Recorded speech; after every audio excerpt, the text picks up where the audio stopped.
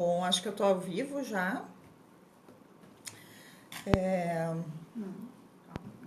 Olá para todos, então. É a primeira live que eu tô fazendo, então me desculpem, né, se não ficar muito boa, a gente vai aprendendo. Mas o motivo dessa live é porque eu, como oncologista e meus colegas também, a gente tem visto muitos pacientes jovens chegando ao consultório com câncer, diagnóstico de câncer, que a gente não via no futuro. Então, eu tenho mais ou menos 20 anos de profissão e mudou muita coisa de lá para cá. Então, a idade média dos pacientes está baixando.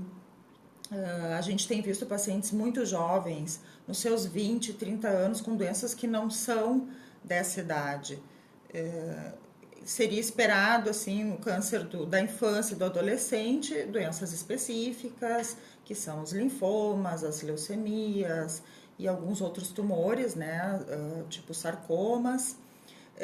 Mas a gente está vendo pessoas com 20, 25 anos com câncer de próstata, câncer de pâncreas, câncer de mama, câncer de intestino, com cada vez mais frequência. Então, esses pacientes, o que nós temos observado é que eles são diagnosticados muito tardiamente.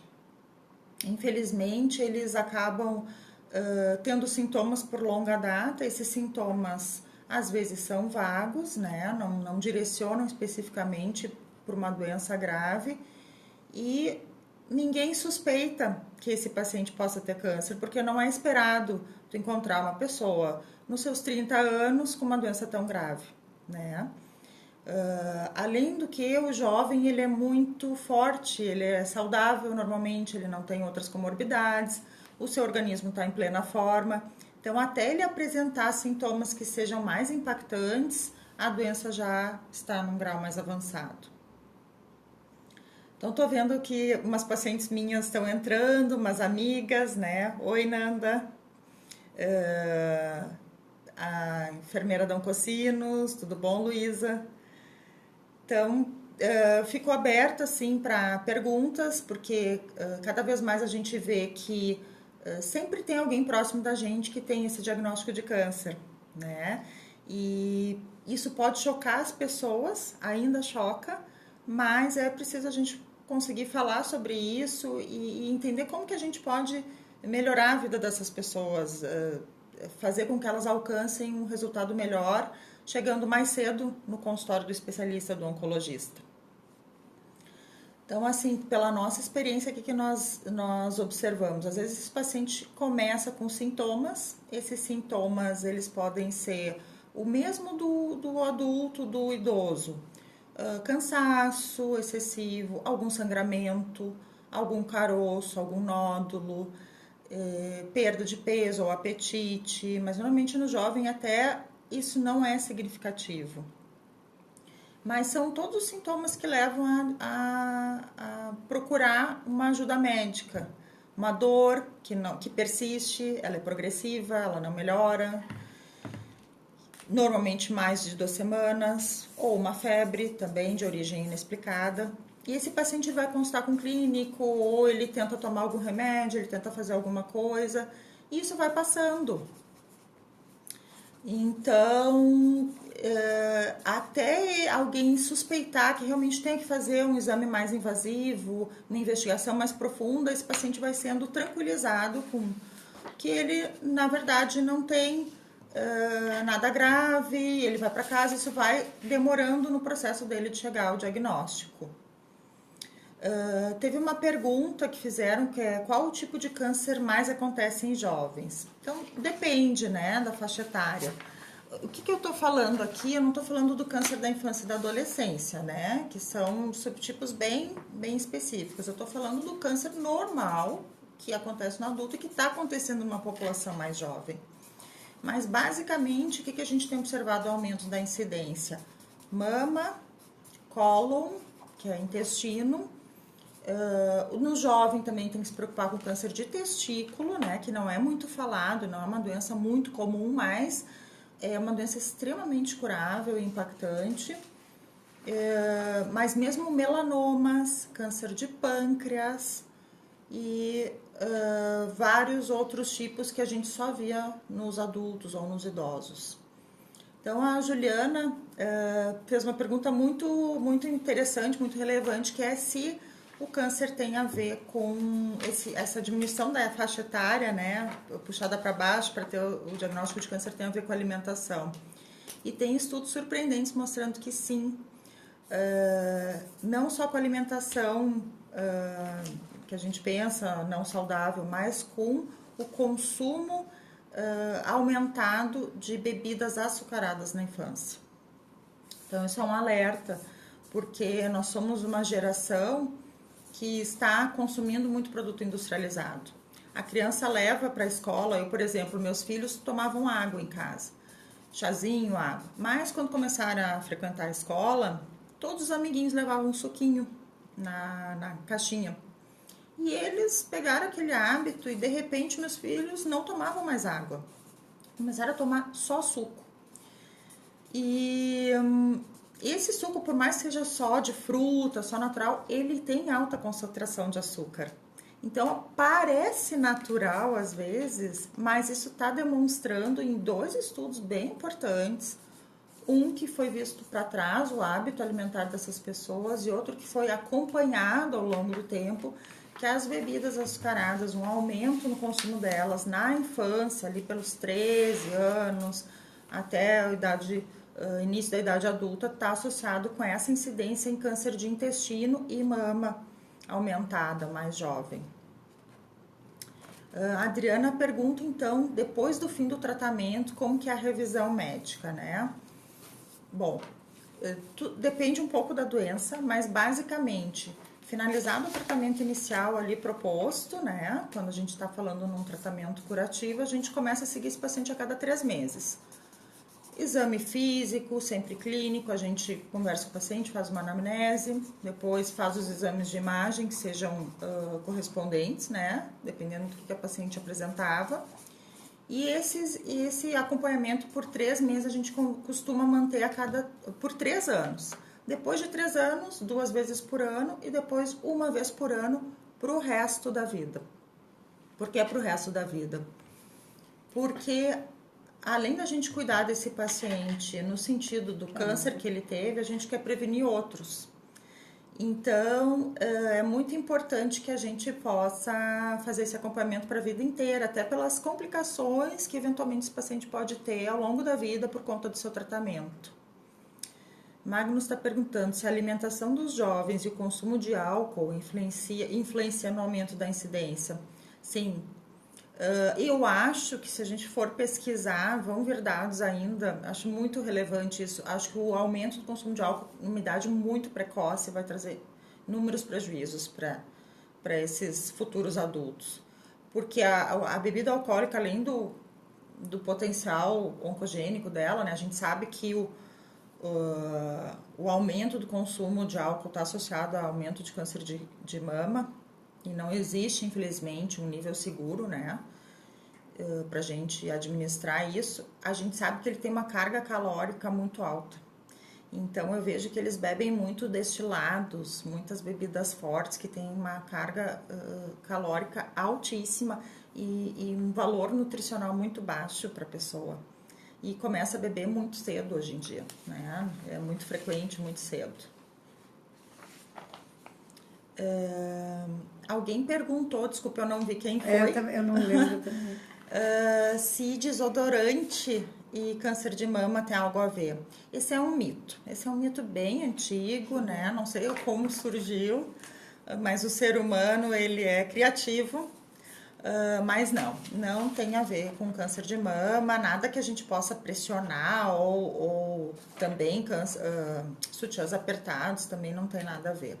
A Juliana. O que a Juliana perguntou? Foi foi a Juliana. O que nós observamos? Assim, não é só o adulto ali jovem que está tendo mais câncer. A idade está baixando. Por exemplo, a idade mediana que a gente tinha do diagnóstico do câncer era de 72 anos, há uns 20 anos atrás. E agora é de 66. Isso é um dado bem interessante. E com vista nisso, assim, a gente vinha observando no consultório pacientes com câncer de intestino, que é um câncer que é prevenível, né? A gente consegue fazer um exame de rastreamento, que é a colonoscopia, e tentar e cura mais pessoas fazendo esse exame a partir dos 50 anos. Essa era a recomendação. O que a gente começou a observar nos últimos anos? Que os pacientes chegavam aos 50 anos já com doença metastática.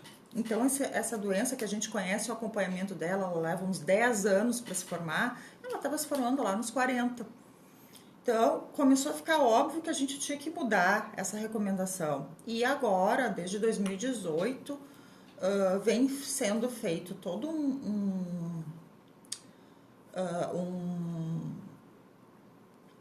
um estudo para reduzir essa idade e se começaram as recomendações aos 45 anos, então, para fazer a primeira colonoscopia, que ela previne, daí a gente consegue achar as lesões prévias do câncer de intestino. Deixa eu ver, tem uma perguntinha aqui da Adriana. Fibroadenomas ou outras ocorrências semelhantes podem indicar algum risco de câncer de mama à mulher? O fibroadenoma não, tá? Ele não se transforma em câncer. Mas existe uma certa relação em pacientes que já fizeram muitas biópsias, muitas investigações por alterações na mama, a gente tem que cuidar mais, que nem sempre vai ser benigno. A gente tem que cuidar que pode vir um diagnóstico de malignidade aí. Então, elas não por terem o fibroadenoma, mas talvez para a gente ter que observá-las melhor. Mas fibroadenoma é uma condição benigna. Tem a Júlia. Alimentos transgênicos. Júlia me pergunta sobre alimentos transgênicos, se eles podem levar ao desenvolvimento de um câncer. Eu desconheço especificamente se existe algum estudo com relação a alimentos transgênicos. Eu acho que não, tá? E eles já estão aí há bastante tempo, né? Tem relação com níveis de alguns produtos utilizados, assim, né? Como inseticidas, como pesticidas.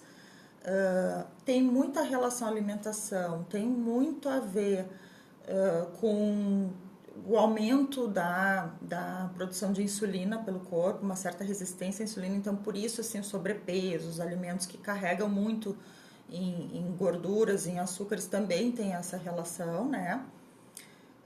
Vou falar um pouquinho sobre a carne, porque sei que essa pergunta vai vir, né? A carne vermelha, ela já foi bandida, hoje ela é um pouco mais, a gente é um pouco mais tranquilo na recomendação, né? Porque ela pode ajudar muitos pacientes, assim, por exemplo, que precisam de uma reposição de ferro. A carne é uma das melhores maneiras do ser humano absorver. E em pacientes com câncer de mama, por exemplo, onde se tentou retirar da dieta a carne, elas foram pior. Então, a carne vermelha não quer dizer que seja cancerígena, mas talvez a maneira de cozinhar a carne, da cocção dela, possa influenciar, né? Altas temperaturas, muito sal, ela mais torrada, né? Parece que ela é mais, tem um potencial maior de dano. Mais alguma pergunta, meninas? Estou aqui com a Laci, com a Deb me ajudando, da Catânia. O que mais que nós observamos, então, né? Além das bebidas açucaradas, da alimentação, a obesidade, né, que tem aumentado. Eu imagino que com a questão da pandemia, o nível de obesidade em crianças aumentou bastante, é o que os pediatras nos contam. A inatividade, o sedentarismo, né? Então, isso eu acho que vai ter repercussões, né, no futuro. Nós temos também crianças muito ligadas a atividades sedentárias, a computador, a telas, né? Então, essa é uma tendência que não vai mudar, provavelmente, né? Então, a gente vai ver ainda outras repercussões disso. A Manu, que é a nossa nutricionista oncológica, pergunta como geralmente é o prognóstico desses pacientes jovens com câncer de cólon. Bem importante essa tua pergunta, Manu. Incrivelmente, né, o prognóstico, normalmente, claro, considerando o estágio da doença, ele é melhor nos pacientes jovens com câncer de cólon. Então, isso é bem interessante. Assim, o fato de ter um câncer agressivo num paciente jovem não quer dizer que ele vai ter um prognóstico pior, né? O Magnus está perguntando quando é o momento de procurar um oncologista. Eu acho que a gente tem que se respeitar muito, né? Se tu tens um sintoma, ou a pessoa tem um sintoma, e mesmo ela tendo sido reassegurada, né, pelo médico, isso não é nada, tu é jovem, isso é bobagem, tu tem que procurar, tem que ir adiante, né? Tá preocupado com câncer? Vai consultar com o oncologista. Porque se não for, ele vai ser a pessoa que mais claramente, rapidamente vai saber te dizer isso. Então eu recebo muitos pacientes assim, eu tô preocupado com câncer, e às vezes chegam com pilhas de exames, ou então, eu não sei, e a maioria das vezes não é câncer, né? Mas a pessoa sai aliviada da consulta e tira aquele peso da cabeça, né? Então, tá preocupado, vai procurar um oncologista. Outra coisa que eu me lembrei agora, um paciente recentemente me disse no consultório, paciente de 25 anos, né? E ela tinha um caroço na mama. Só que aos 25 anos a mama é muito densa. Então, ela é nodular por si só, é normal isso. E perto do período menstrual, ela cria nódulos também que às vezes podem ser confundidos. Assim como pós-amamentação, né? Durante a amamentação. Então, o que acontece? Essa paciente começou com dor mamária, notou um nódulo e foi procurar e ela foi tranquilizada de que aquilo, numa clínica de medicina popular, que aquilo não era nada, que ela não precisava se preocupar, câncer não dói. De fato, não é esperado que o câncer de mama doa, mas ele pode doer, é um sinal também. E o caroço, se o paciente está sentindo, mesmo que a gente não consiga identificar, ele não pode ser ignorado. Então, o paciente está preocupado com o câncer, está te mostrando um caroço, vai até o fim, né? Não custa nada coletar uma biópsia se tu tem uma suspeita, né? Agora, tem casos que tem que observar, fazer uma nova eco, uma nova mamo, ou ir para um exame um pouco melhor na paciente muito jovem, né? Porque às vezes a mamografia não consegue nos ajudar por causa da densidade da mama, então às vezes tem que investir num outro exame mais próprio para aquela idade, como uma ressonância ou uma tomografia. E sempre procurar o médico que tu te sinta segura, que tu saia de lá tranquila. Assim, não, entendi, não é câncer, ou então, sim, eu tenho que investigar melhor. Você pode consultar com um oncologista sem ter sido indicado por outro médico? Sim, pode. As portas são abertas, isso aí normalmente não é um impeditivo, né? Os médicos não vão ficar bravos contigo também se tu for procurar, né? A gente tem que estar aí pelo paciente, né? Então, pode procurar um oncologista se mesmo não tendo sido indicado por outro médico. A gente recebe bastante paciente assim, né? Eu resolvi vir. Muito bom. Então, porque eu tô preocupado, né? Ou tive familiar, ou tive um amigo agora, eu tô com um carocinho aqui, né? No pescoço, um carocinho na mama, eu tive um sangramento. Porque assim, por exemplo, uma mulher com câncer de colo de útero, que eu não comentei antes, né? Ela pode ter sangramentos que ela entenda como serem menstruais, né? E às vezes pode ser um tumor de colo de útero ali, já num nível mais avançado. Então, as pacientes assim, um sangramento pós-relação sexual também é outro sinal de câncer. E o câncer de colo de útero, que eu não tinha falado, também é um que afeta muito as jovens, né? Então, ele é 100% prevenível com os exames de rastreamento. Só que tem que fazer, tem que ir lá, tem que coletar, tem que receber o resultado e o resultado, a coleta tem que ser bem feita, tem que ser da porção adequada ali. Então, um bom ginecologista que vai poder fazer esse diagnóstico e encaminhar para tratamento. O Magnus coloca, né? Jovens não são invencíveis, não são, né? Eles só são mais resistentes inicialmente assim aos sintomas, porque eles têm também uma vida que está começando, que é muito ativa, estão começando, são aspectos importantes, né? Eles estão começando numa jornada de estudo ou profissional, ou começando família. Então tem inúmeros aspectos da vida deles que levam eles para procurar a saúde, né? Não focar nesse sintoma que eles estão tendo. Então, às vezes, eles precisam realmente que a família ajude eles também, leve eles, né, no médico. Precisa muito apoio familiar nessa faixa etária. A relação entre o uso de prótese de silicone e o câncer de mama, depois daquele encapsulamento, não.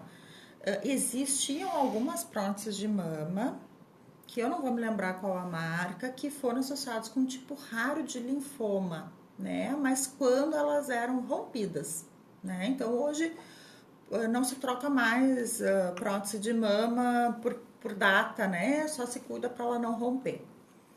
Mas não, a prótese de mama é segura, inclusive para se fazer o diagnóstico existem manobras especiais que fazem a mama, desloca a prótese para ver o tecido mamário mesmo. Então fez prótese, pode igual fazer mamografia, não vai ter nenhum problema.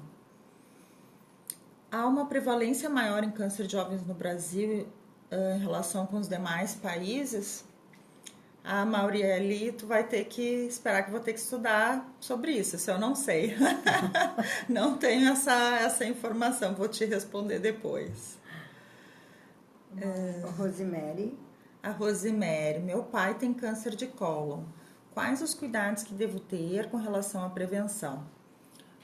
A gente costuma indicar que se um familiar próximo teu de primeiro grau, pai, mãe, tiveram câncer de intestino na idade de 55, tu deves começar teu rastreamento uns 10 anos antes, né? Porque a gente sabe que a evolução do câncer de cólon normalmente leva 10 anos, de um pólipozinho, esse pólipo começar a sofrer alterações, ele se tornar um tumor invasor, um tumor in situ, depois um tumor invasor e até vir a ter mais consequências. Então, 10 anos antes, mais ou menos. Mas aos 45 já tem que fazer a primeira colonoscopia, independente de histórico familiar de câncer, porque é muito importante isso também.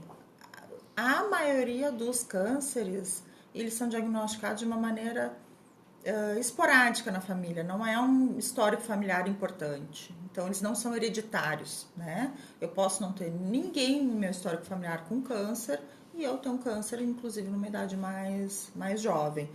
Então, a genética, às vezes, ela não está associada com a hereditariedade, ou seja, de eu transmitir esse câncer para os meus descendentes, né?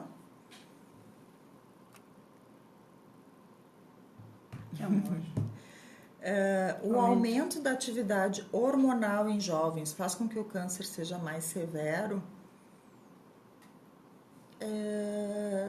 Não sei, Magnus. Não sei se a gente tem essa resposta, né?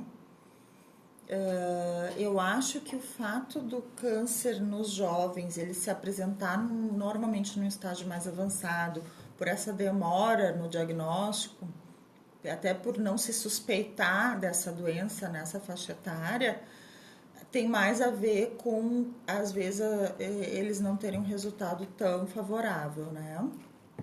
Então, uma doença em estágio 4, que é metastática, ela vai ter uma chance de cura menor. Mas eu não sei se isso tem a ver com atividade hormonal, não.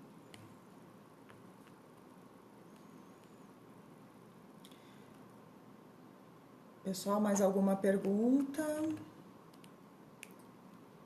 Você pode nos indicar o que fazer para prevenir?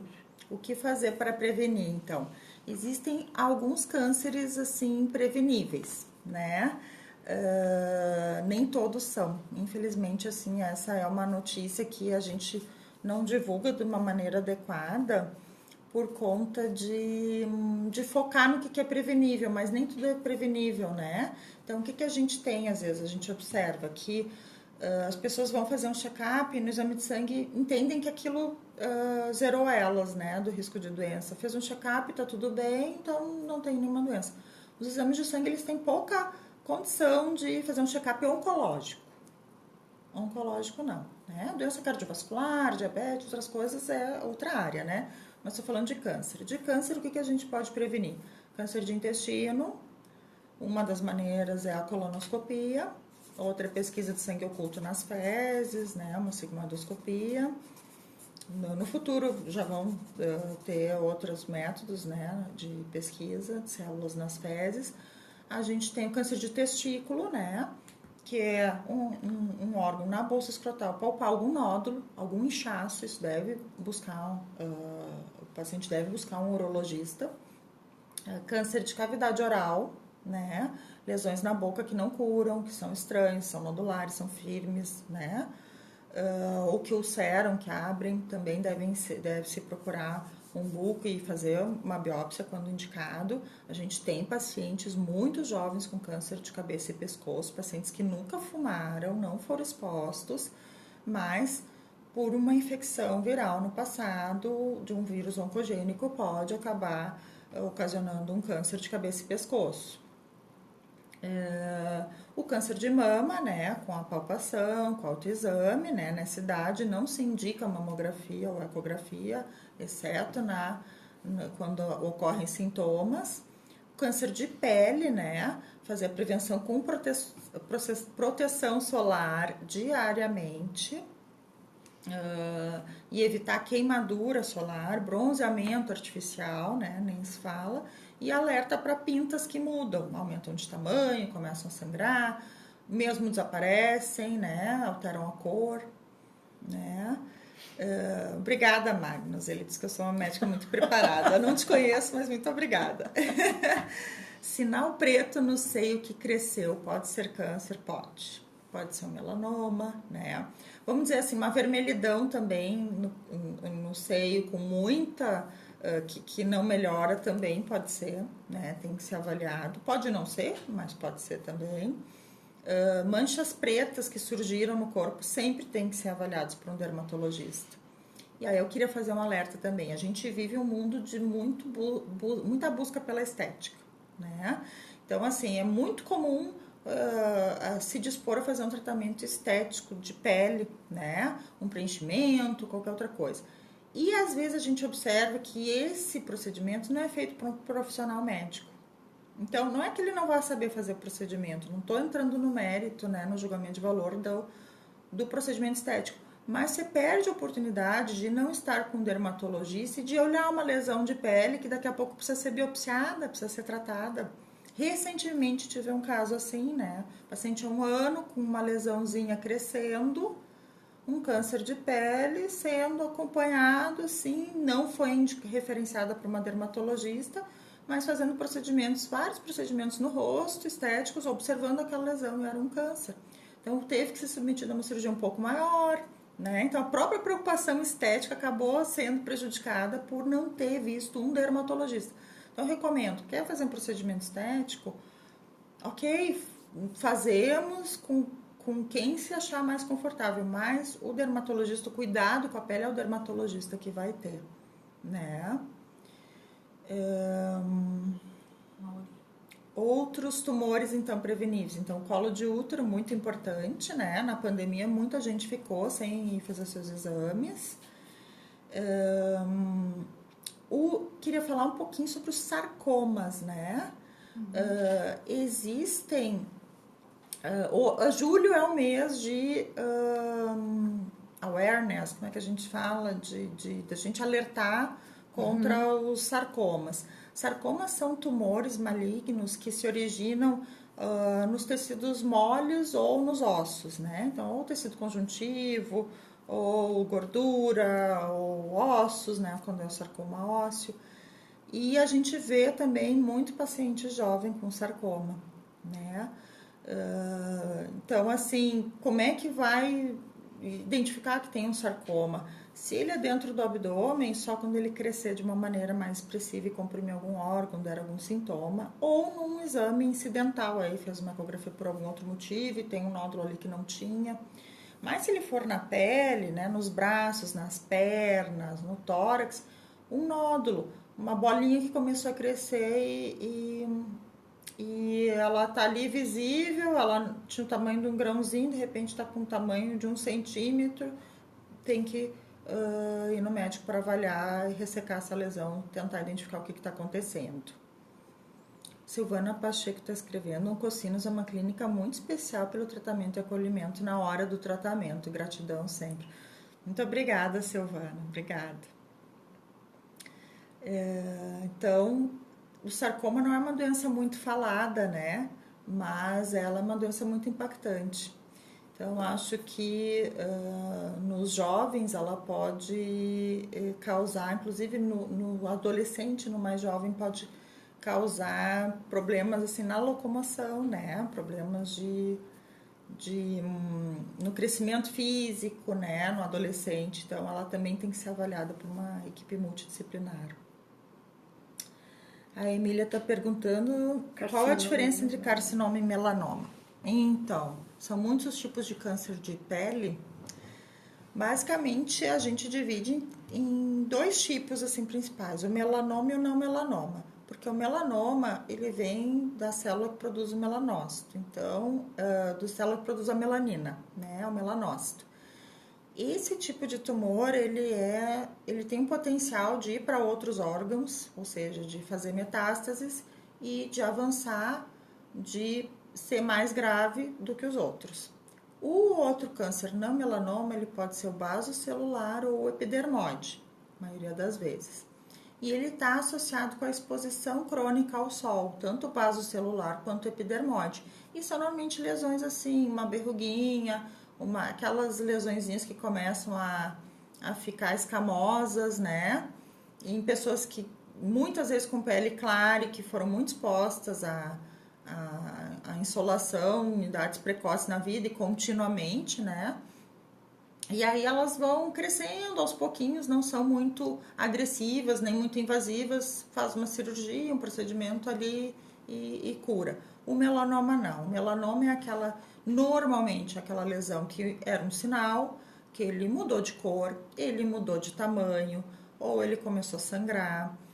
E ele normalmente tem uma coloração mais enegrecida, ou ele pode ter múltiplas colorações, e esse precisa ser avaliado por um cirurgião especializado, um dermatologista, e a biópsia tem que ser especializada, porque ele precisa tirar ele inteiro. Ele não pode tirar pelo pedaço, ele não pode raspar. E essa lesão tem que ser encaminhada para um anátomo patológico, né, que é a biópsia. Ela não pode ser descartada, como qualquer coisa. A gente via isso no passado, né? Isso não era nada, foi raspado e não se tem. Então, quando raspa uma lesão dessa, você perde a oportunidade de saber o quanto que ela invadiu, o quanto que ela é grossa. Isso é um fator fundamental para o diagnóstico e para o prognóstico desse paciente, para o tratamento. Então, a gente precisa que ela seja analisada por inteiro. E aí o cirurgião tem que tirar ela por inteiro e fazer a análise. Então, pele também, bem lembrado, Emília, é uma doença oncológica que precisa ser tanto prevenida quanto diagnosticada precocemente. E é o dermatologista que vai te ajudar nisso. Mais alguma coisa, gente? Não? Então, eu agradeço muito quem ficou comigo aqui e em algum momento pôde acompanhar.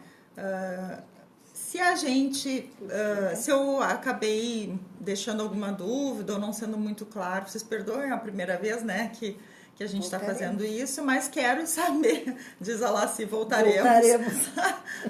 Mas eu gostaria de saber o que vocês têm dúvidas também, né, o que vocês veem, como é que vocês sentem essa questão, né, como vocês gostariam que fosse abordada também.